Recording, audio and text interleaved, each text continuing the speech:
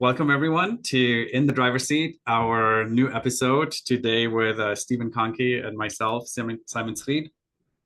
And in the driver's seat, our mission is to empower business owners to engage in a conversation around building a valuable and eventually sellable company much sooner than when they're like a year or two out from actually trying to exit their company. And so, driven by a couple statistics that we are saddened by and really get inspired this year to start having this conversation front and center, we bring this weekly podcast to you guys and hope that you get some value out of it. Steven and myself are business partners at Denver Business Coach. We're both certified exit planning advisor, certified value builder, and together with our team have been in this conversation around building valuable companies for a long time, and just are really passionate about this conversation. So welcome, Steven, to our next episode. Thank you. What are we going to talk about today? Well, today we're talking about differentiation and how businesses, maybe even specifically in commodity style industries, can differentiate themselves in the marketplace that they're in and increase the value of their company. Because ultimately, we as a buyer wants to buy a unique company that they can grow and has that separation from the rest of the pack, if you will. So that's what we're talking about. And before we dive into that, I totally forgot our two key statistics that we usually mention at the beginning of this podcast. So the reality of business ownership and exiting, what does that look like these days? So yeah, the stats are, 3 out of 4 businesses that go to market don't sell. That's not including the ones that just decide to fold it up, close the doors, and move on without even trying. Those numbers would be much higher. And that stat, coupled with, up to 90% of a business owner's wealth is tied up in their business. So, think about business owners who are putting their life's work into a business and then coming to the end of the road for their business and realizing they can't cash in on everything they've invested into the business over many, many years. So those are the numbers that we're looking to change, and that is why we exist. Yeah. We're often in these conversations with financial advisors. Just this last week again, is in their plan, especially when it's around retirement. There's different reasons for selling businesses, but when it's around retirement, this probability of success, how likely are you to have the funds that you need to maintain the lifestyle you desire when you retire? And a lot of financial advisors ultimately just have to take their business owners' word for what the value ultimately is, and so in us collaborating with them, we can give a lot more input around what the current valuation is, what needs to happen for it to sell at a certain price, and then of course also collaborate on the tax planning side as well. But that might be a different topic. So let's talk about differentiation. As we were preparing for this, we talked a little bit about it in a certain way. One word to use for it is like monopoly. Like, how much of a monopoly do you have with your business in the services or the products that you're providing? And one of the things we've talked about was, right now what we want to focus on in this episode is, we're not talking about companies like Tesla or IBM or huge companies that have really a big market share, but really mainstream businesses. Again, most of the businesses that we work with are somewhere between the $1 to $20 million range in terms of revenue, maybe a little higher. So by default, most often your market share is really not all that big, and we can talk a little bit about it. But so then, if you are a business where there's thousands of, nationwide at least, or worldwide, how do you differentiate yourself? So what are some things that business owners can look at, and how does it play into the valuation component and the driving up the multiple? I think one of the first questions I'll talk to business owners about is where do you compete? What's your unique value proposition? How are you actually communicating what you do and why someone should choose you? What is the value that you can provide? And one of the most standard questions I get, and you can probably attest to this too, is customer service. We have the best customer service, better than the next service. Everyone does that. That it's said so much, and that's such an expectation nowadays, especially that everyone is kind of up here with their customer service, or at least tries to be. Um, and the marketplace now expects it, so it's not a really good thing to differentiate on, especially to say that's what makes me different. So one of the exercises we do with business owners is really looking at how unique they are, and if the customers, their customers actually care. So we really try to find what makes them unique, and do customers really care about that? And that's something that they can actually compete upon. And sometimes it takes a long time to really figure it out. But that's how we're looking to really separate. Yeah.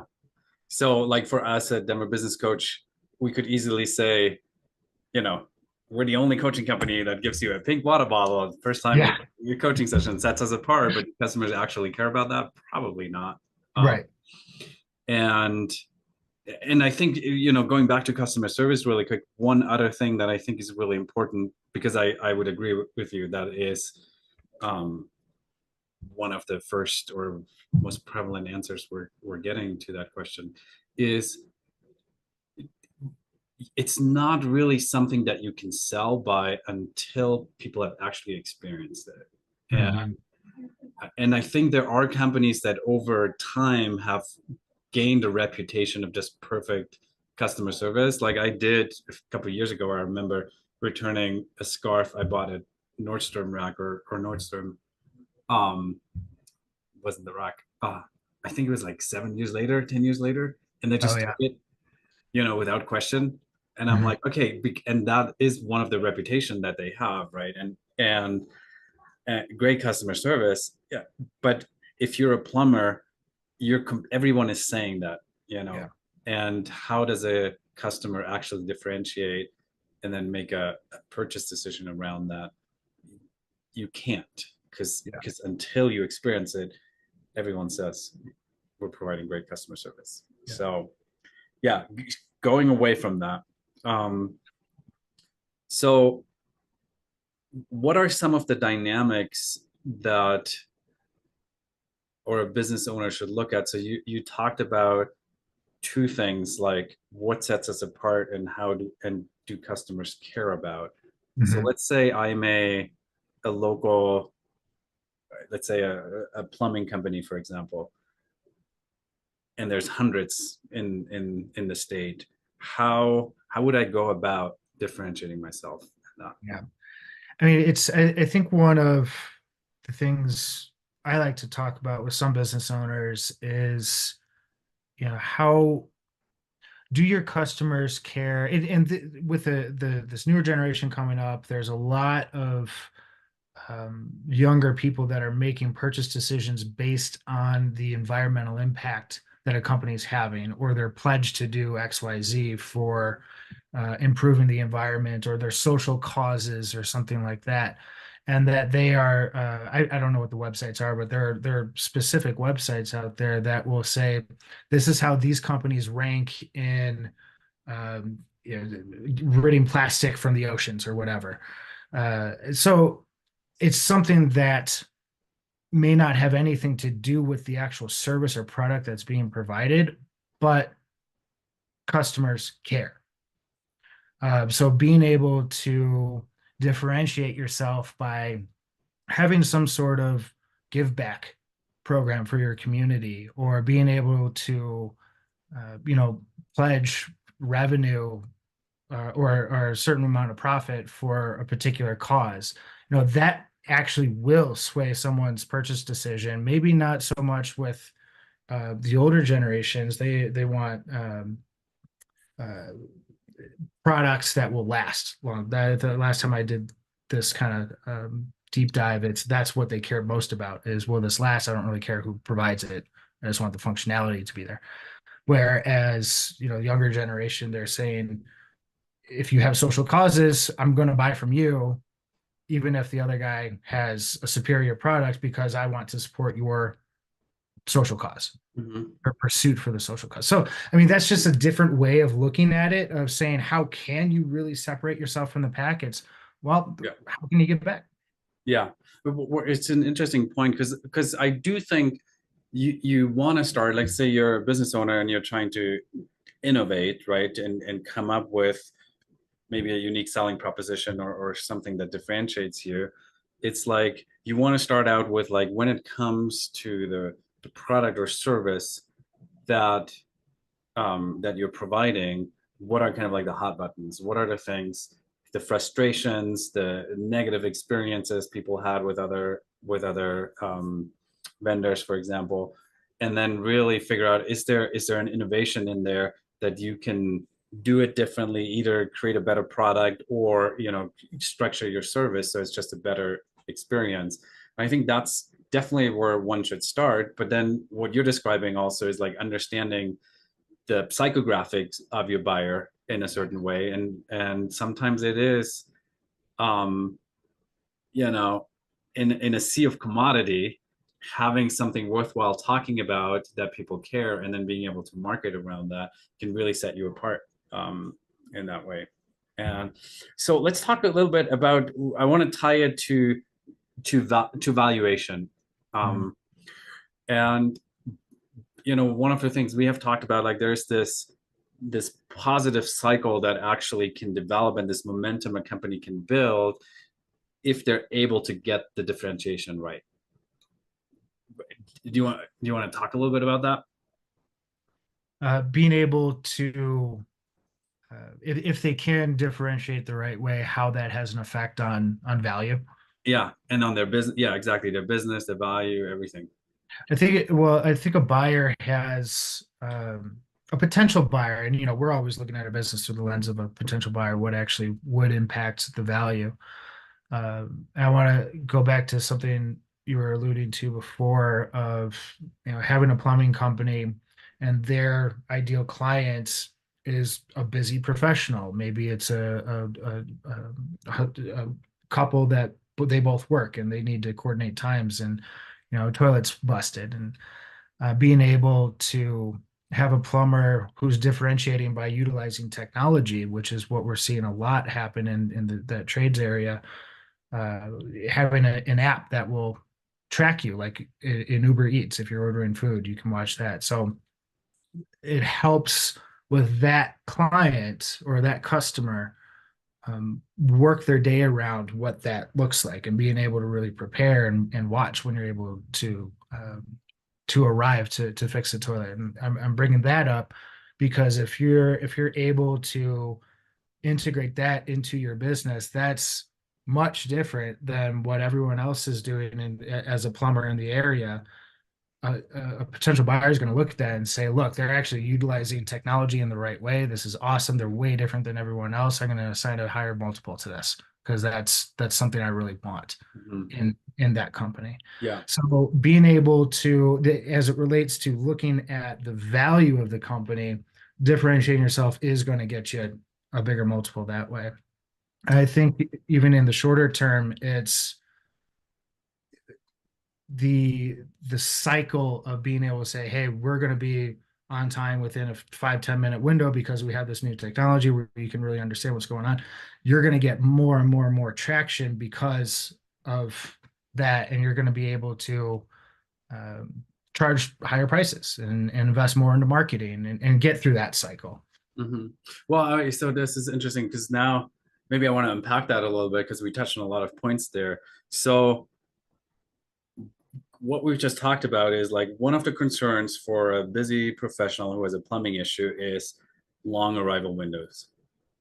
Like, do you want to us to come between 8 and noon or between noon and 5 p.m. Like any business professional, that is a frustration point, right? Because you have to take half a day off and go home or whatever to do that. So what you're saying is, I think, couple of things. A company that can innovate and deliver on their promise to have much shorter arrival windows becomes more attractive to someone that's busy, that doesn't want to sacrifice half a day at home. And as a buyer, I might be willing to buy your services for more because it speaks to my need rather than so I have, as a company, I can charge more for my services. I have innovated in something that customers care about. I can charge more, so now I'm more profitable.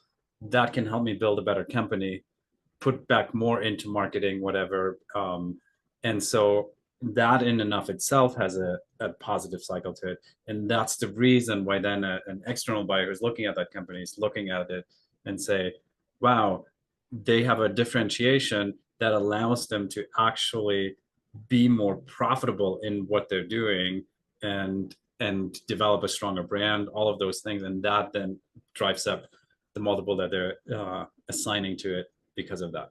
Exactly. Yeah. Yeah. Yeah, I think it's and it's not easy to do, right? Like, I mean, how many marketing firms are out there? How many plumbing firms are there? How many roofers are there? So, and sometimes, so what do you do when you really de facto are a commodity? What would you say? Like, okay, how am I different? It's tough. It's tough in those industries, but I think a starting point is looking at your customer base and maybe pulling them would be a step too far, but really trying to understand, break it down. What do they care about? What actually do they care about? Their pipes working? I mean, obviously, but or is it pipes plus something else? Um, so really kind of understanding who your buyer is, who your target buyer is, and catering to those needs, and really understanding, the value, and then do your customers care conversation. What you're able to provide, is it valuable, and do your customers care?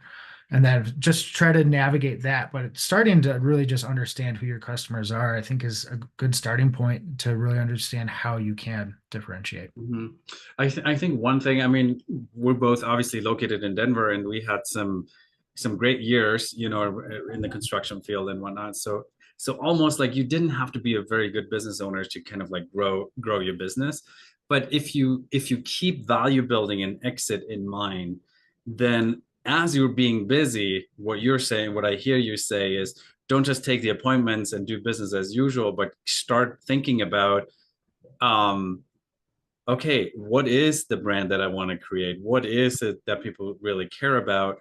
So not sacrificing current jobs or not going all in with like a big marketing strategy, but start doing that market research as you're seeing prospects and try it on a small scale to see what really resonates with people. And then at some point you might have enough data points to say, okay, we're really going with a rebrand and going in that direction.